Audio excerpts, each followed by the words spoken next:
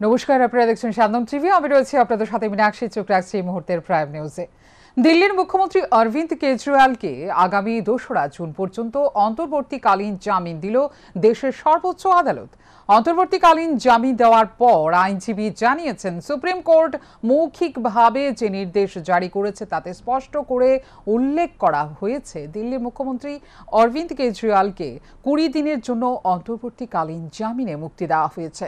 অরবিন্দ কেজরিওয়ালকে নির্বাচনী প্রচারের উপর কোনো নিষেধাজ্ঞা জারি করা হয়নি, কিন্তু সর্বোচ্চ আদালত লিখিত নির্দেশ না পাওয়ার আগেই পর্যন্ত এর বাইরে কোনো ধরনের মন্তব্য করা যাবে না।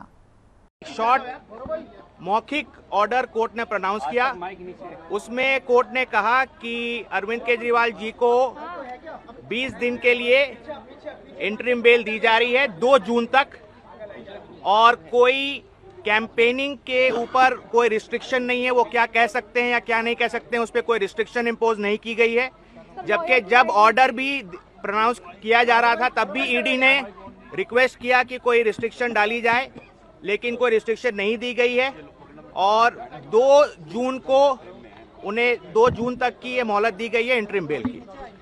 और अभी जितना ओरली बोला गया है, ओरली ऑर्डर में और कोई कंडीशन नहीं है, लेकिन हमें लिखित ऑर्डर देखना होगा कि और कोई कंडीशन है या नहीं है, पहली बात। दूसरी बात, इस ऑर्डर जब ये अपलोड हो जाएगा और अवेलेबल हो जाएगा, इसके बेसिस पे ट्रायल कोर्ट रिलीज का ऑर्डर पास करेगा। हम कोशिश करेंगे कि जल्द से जल्द आज ही हो जाए। वो हमारी कोशिश रहेगी कि अरविंद जी आज ही रिलीज हो जाए, वो जल्द से जल्द रिलीज हो जाए और आज ही रिलीज हो जाए।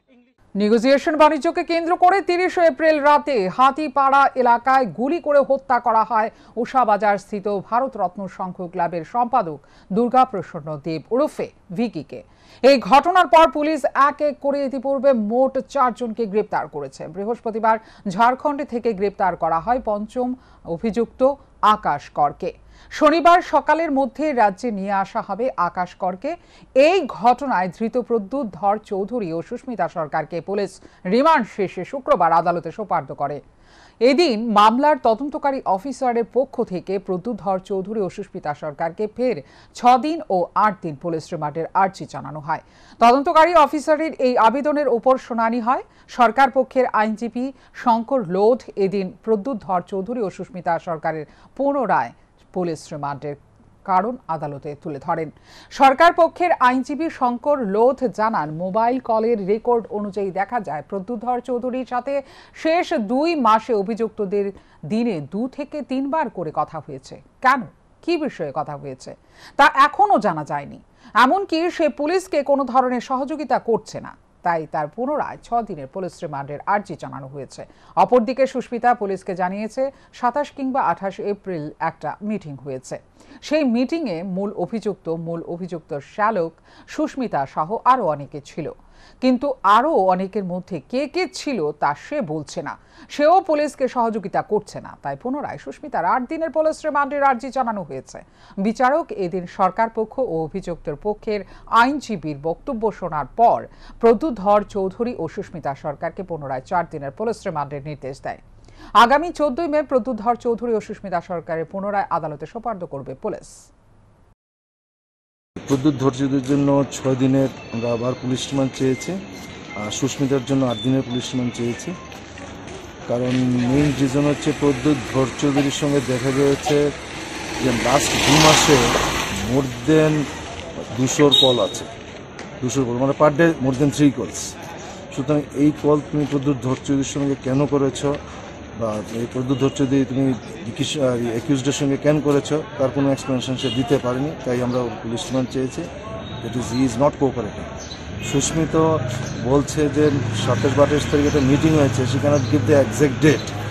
সেই ডেটে বলছে মেইন অ্যাকিউজ তার শালা মেয়েটা ছিল এবং আরও অনেকে, আরও অনেকে। এই কথাটা জানার জন্য তাকে বহুবার চেষ্টা করা হচ্ছে, but she is not cooperating. For that reason আমাদের তার এই ডিসক্লোজ করার জন্য পুলিশ রিমান্ড আমরা চেয়েছি। আর বিশেষ কোনো তথ্য পাওয়া গেছে? আগামীকালকে আরেকজনকে প্রডিউস করা হবে, তাকে অ্যারেস্ট করা হয়েছে ঝাড়খণ্ড থেকে। আগামীকাল প্রডিউস। কি নাম তার? তার নাম আকাশ কর। কোথায় থেকে? ঝাড়খণ্ড থেকে। তারা বোধহয় কালকে এসে পৌঁছবে, সেখানে আগামীকালকে প্রডিউস করা হবে। আজকে দুজনের মানে আরো কতদিন রিমান্ড চাওয়া হয়েছে? একজনের 6 দিন, একজনের 8 দিন।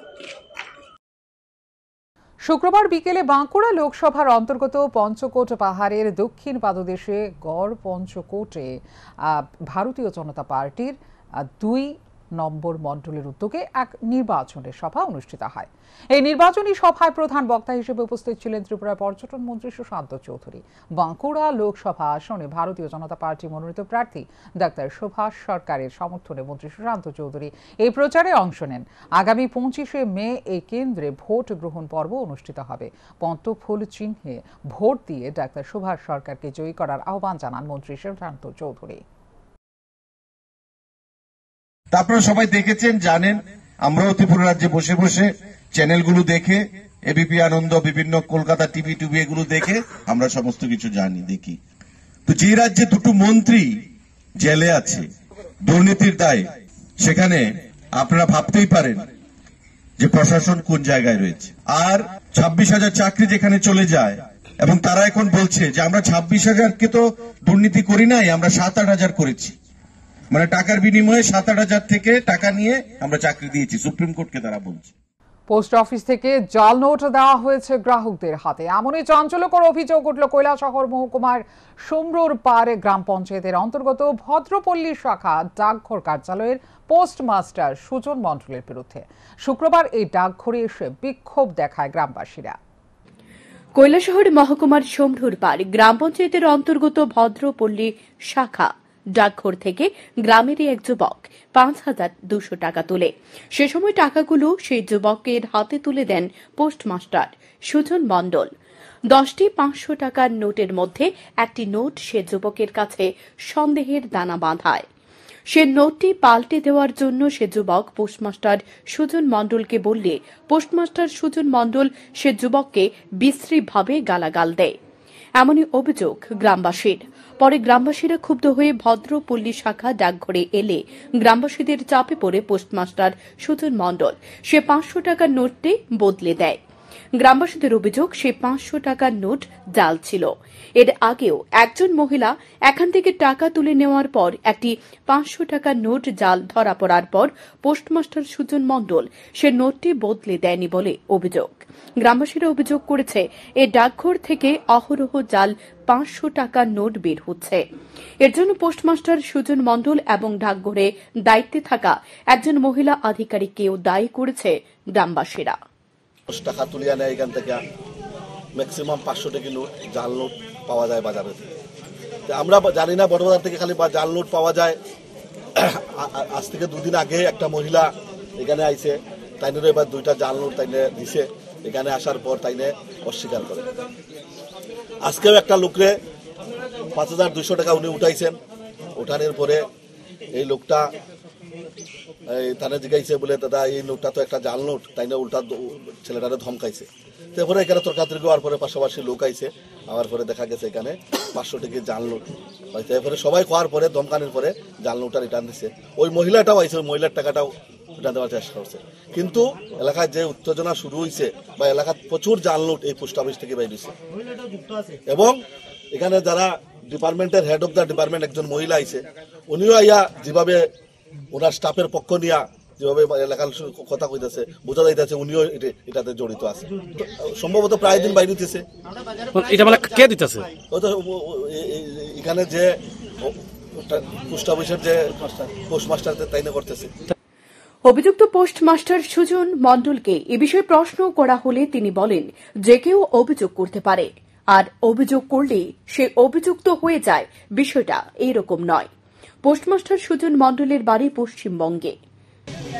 আমার বাড়ি ওয়েস্ট বেঙ্গল। ওয়েস্ট বেঙ্গলে কোন জায়গায়? Near about Bolpur Shantiniketan. তো আপনি এখানে কি পদে আছেন? এখানে এটা কি অফিস? Post office. এটা কোন জায়গায়? এটা ভদ্রপল্লী। কি অভিযোগ উঠলো আপনার বিরুদ্ধে?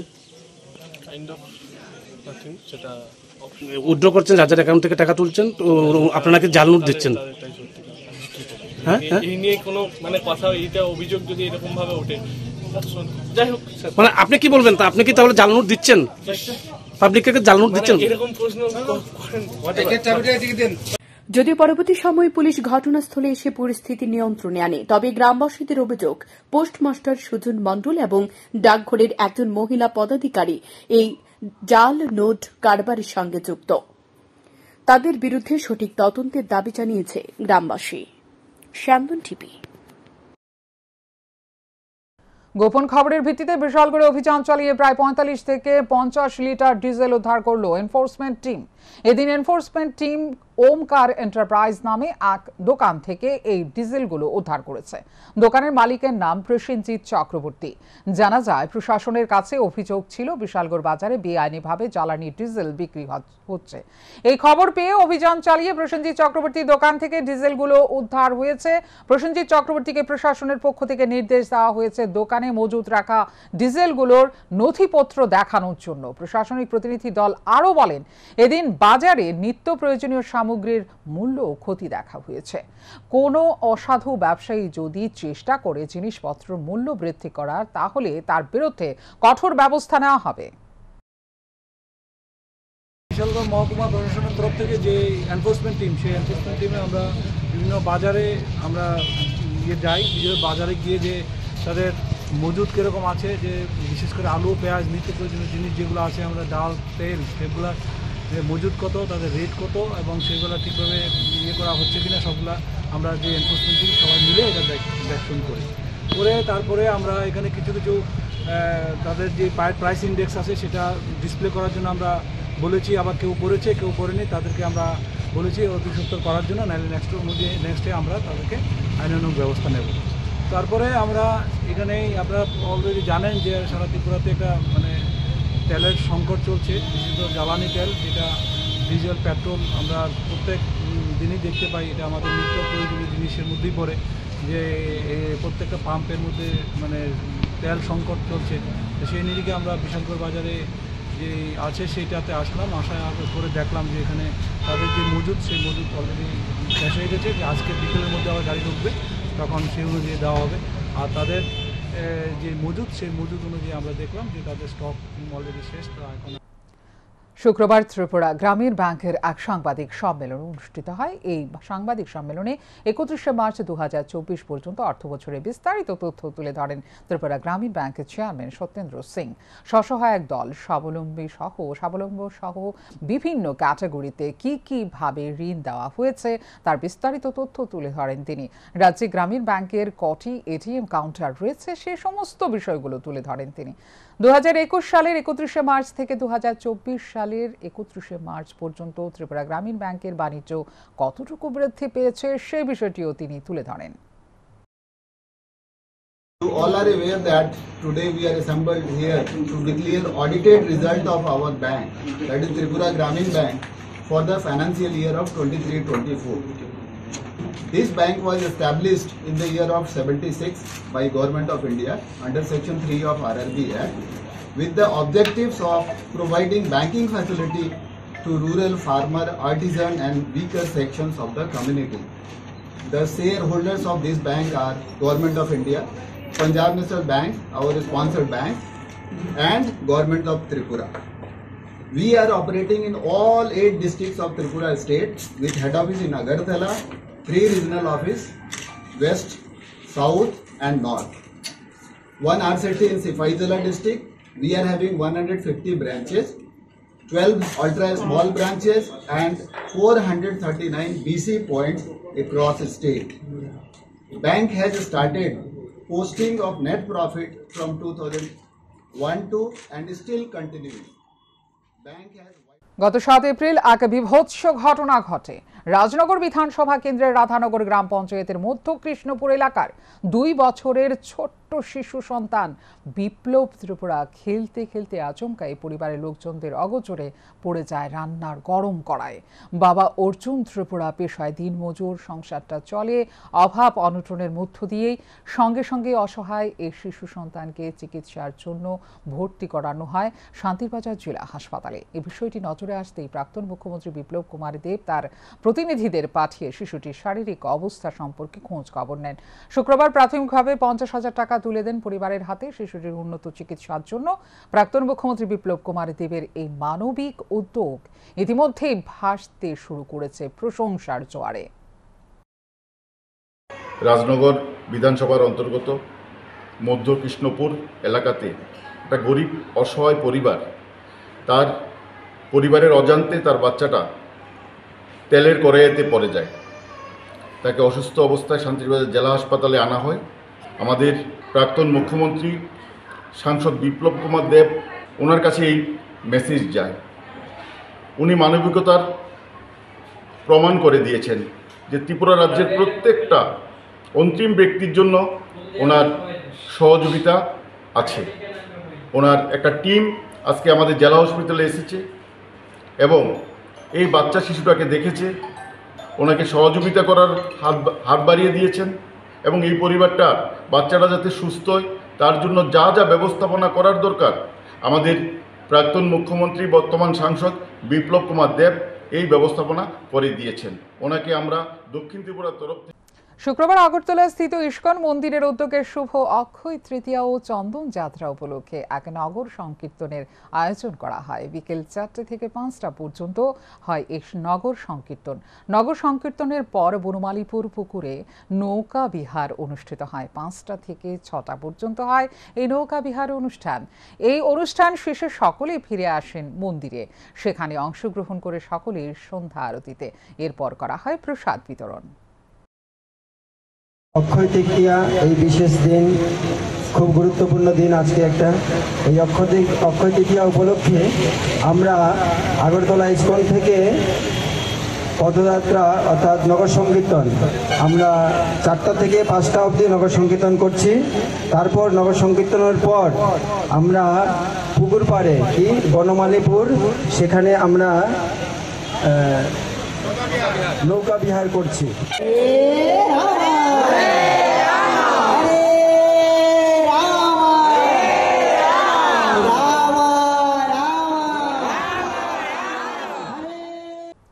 সিঙ্গাপুরে আন্তর্জাতিক প্যারা সাঁতারে অংশ নিতে শুক্রবার আগরতলা থেকে দিল্লির উদ্দেশ্যে রওনা হলো রাজ্যের 2 প্যারা সাঁতারু বিনীত রায় এবং সমীর বর্মন।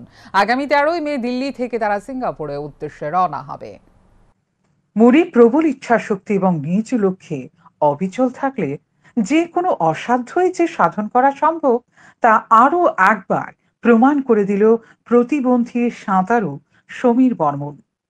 প্রতিবন্ধী শব্দটা তার নামের আগে জুড়ে দিলেও তার সাফল্যে অবশ্য এই শব্দটা কোনো রকমের বাধা সৃষ্টি করতে পারল না। জয় করল প্রতিবন্ধকতাকে। সোনামুড়া মহকুমার মেলাঘর পোয়াংবাড়ি বর্মন টিলা 6 নম্বর ওয়ার্ডের প্রতিবন্ধী সাঁতারু সমীর বর্মন রাজ্য এবং জাতীয় স্তরে খ্যাতি অর্জনের পর এবার আন্তর্জাতিক স্তরে দেশের হয়ে প্রতিনিধিত্ব করতে যাচ্ছে সমীর। আগামী 14 থেকে 19 মে সিঙ্গাপুরে অনুষ্ঠিত হতে যাচ্ছে সিটি প্যারা সুইমিং ওয়ার্ল্ড চ্যাম্পিয়নশিপের প্রতিবন্ধীদের আসর। সেখানে ভারতবর্ষের হয়ে প্রতিনিধিত্ব করতে যাচ্ছে রাজ্যের 2 প্রতিবন্ধী সাঁতারু সমীর বর্মন এবং রাজধানীর প্রতাপগড়ের বিনীত রায়। শুক্রবার তারা রাজ্য থেকে দিল্লির উদ্দেশ্যে রওনা দেয়। আগামী 13ই মে তারা সিঙ্গাপুরের উদ্দেশ্যে পাড়ি দেবে। সমীরের বাবা খোকন বর্মন পেশায় একজন শ্রমিক, মা গীতারানী বর্মন গৃহিণী। চরম দারিদ্রতার মধ্যেও নিজের ছেলের এই খ্যাতিতে খুশি সমীরের বাবা, মা এবং আত্মীয় পরিজনদের পাশাপাশি পাড়াপড়শিরাও। আন্তর্জাতিক আসরেও সমীর দেশের নাম উজ্জ্বল করবে সেই স্বপ্নের চাদর তারা বুনে রেখেছেন হৃদয়ের ক্যানভাসে। বিগত কিছুদিন যাবৎ সমীর আগরতলাতেই প্রশিক্ষণরত অবস্থায় রয়েছে। চরম দৈন্যতা সত্ত্বেও সমীরের বাবা এবং মা সমীরকে বিমানবন্দরে অভিনন্দন জানাতে ছুটে যান শুক্রবার। তারানি বর্মন, আমি সমীরের মা। এখন 6-7 বছর প্রাইভেট হয়েছিল, প্রাইভেটের থেকে প্রতিবন্ধী। ওখানে আমরা আগরতলা যাবো, সিঙ্গাপুর যাইব, এয়ারপোর্টে যাইয়া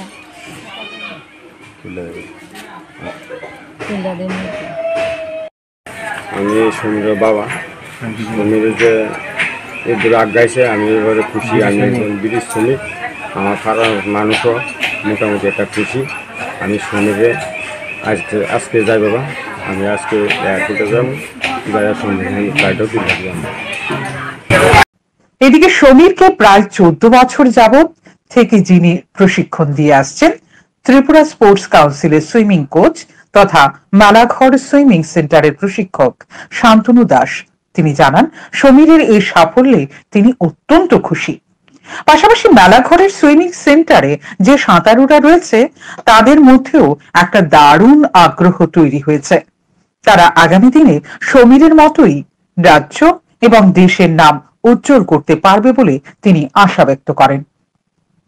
পাশাপাশি আন্তর্জাতিক স্তরে সমীরের সাফল্য কামনা করেন তিনি। আমি সাঁতার শিখাচ্ছি, আর আমার একজন সুইমার আছে সমীর বর্মন, প্যারা সুইমার।